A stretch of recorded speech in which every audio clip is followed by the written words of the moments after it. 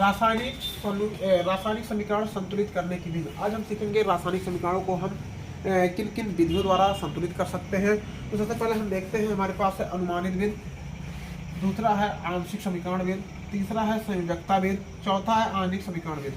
तो लगभग आसान करने के लिए सबसे आसान तरीका होता है अनुमानित विधि। हम सीखेंगे अनुमानित विधि से हम कैसे रासायनिक समीकरणों को हम संतुलित करते हैं। संतुलित करने का मतलब ये होता है कि जो अभिकारक होते हैं और जो उत्पाद होते हैं दोनों की इक्वल बैलेंसी होनी चाहिए। जैसे कि अगर हम आपको बता दें, सबसे पहले हम ये देखते हैं कि हम अनुमानित विधि द्वारा कैसे काम करते हैं। समीकरणों को संतुलित करने की हमारे पास 4 विधियां होती हैं। पहला होता है आपका अनुमानित विधि, दूसरा होता है आंशिक समीकरण विधि, तीसरा होता है संयोजकता विधि, चौथा होता है आणविक समीकरण विधि। तो आज हम सीखते हैं अनुमानित विधि के बारे में। उससे पहले हम आपको बता देते हैं कि होता क्या है। रिएक्शन को हम जब संतुलित करते हैं तो यहाँ अभिकारक होता है और यहाँ आपका उत्पाद होता है। हमने पिछले वीडियो में भी अभिकारक और उत्पाद के बारे में आप लोगों को बताया है। फिर से एक बार हम रिपीट कर दे रहे हैं, अभिकारक क्या होता है और उत्पाद क्या होता है। यानी जितने अभिकारक का यहाँ परमाणु होगा उतने ही उत्पाद में परमाणु होने चाहिए। हमने आपको कल के रिएक्शन में बताया भी था। जैसे हमने आपको लिया था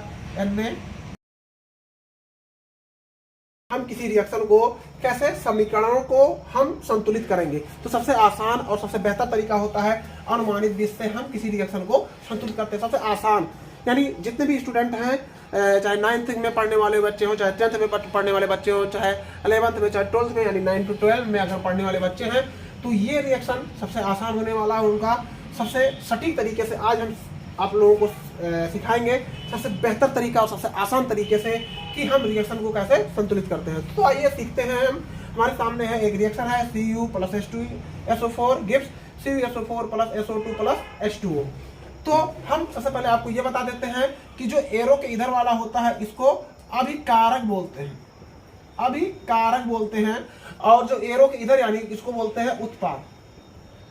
तो सबसे पहले हम ये जानते हैं कि अभिकारक और जो उत्पाद होता है इन दोनों के जो हमारे इक्वल्स बैलेंसी होती है ये बराबर होनी चाहिए। जैसे कापर का, अगर जितना कापर इधर है उतना कापर हमें उधर होना चाहिए, जितना हमारे पास हाइड्रोजन इधर है उतना हाइड्रोजन हमारे उधर होना चाहिए। यानी अभिकारक में जितना है उतना ही हमारा उत्पाद में होना चाहिए।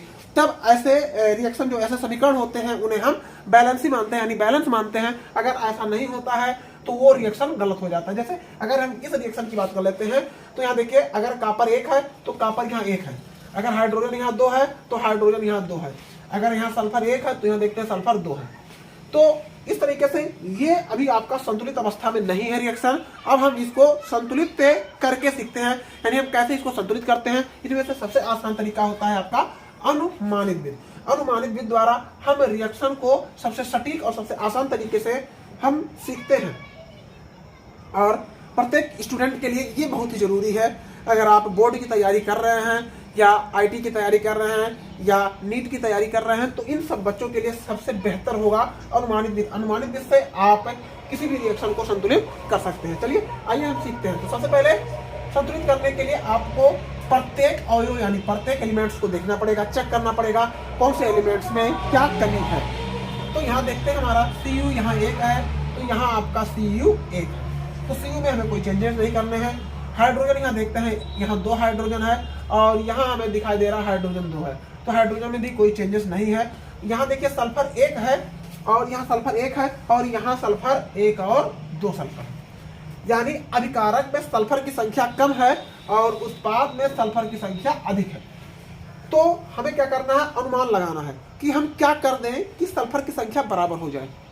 तो हम ये देखते हैं कि अगर हम यहाँ सल्फर में यहाँ 2 से मल्टीप्लाई कर दें तो सल्फर की संख्या हमारी बराबर हो सकती है। लेकिन जब हम किसी प्रोडक्ट में मल्टीप्लाई करेंगे तो प्रोडक्ट में और भी अवयव हैं, तो उनका समीकरण बिगड़ सकता है। यानी कहने का मतलब है उनकी बैलेंसी में ऊपर नीचे हो सकता है। तो एक बार फिर हम चेक करेंगे, यहाँ हम मल्टीप्लाई करेंगे, फिर से एक बार हम रीचेक करेंगे कि और कहीं हमारे किसी प्रोडक्ट वाले किसी एलिमेंट्स में तो दिक्कत तो नहीं हो रहा है। तो सबसे पहले हम यहाँ मल्टीप्लाई करके देखते हैं, उसके बाद हम आगे चेक करते हैं। चलिए, Cu + H2SO4 gives CuSO4 plus, यहाँ हम 2 से मल्टीप्लाई कर देते हैं, SO2 + H2O। चलिए अब हम देखते हैं हमारा Cu, एक बार फिर से रीचेक करते हैं। Cu 1 है, इस Cu में कोई प्रॉब्लम नहीं है। यहाँ देखिए हाइड्रोजन 2 दूना 4 हो गया, लेकिन अब यहाँ हाइड्रोजन 2 है, समस्या होगी हमारे लिए। लेकिन अब अगर सल्फर की बात करते हैं तो सल्फर हमारा 2 है, तो सल्फर तो 2 बराबर हो गया।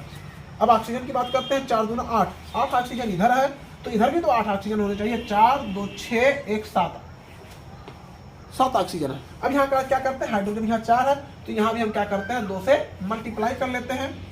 Cu plus 2H2 SO4 gives Cu SO4 plus SO2 plus 2H2O। ठीक है, अब देखते हैं कि क्या हमारा रिएक्शन संतुलित हो गया है या नहीं हो पाया है। चलिए, यहाँ Cu 1 है, तो यहाँ Cu 1 है।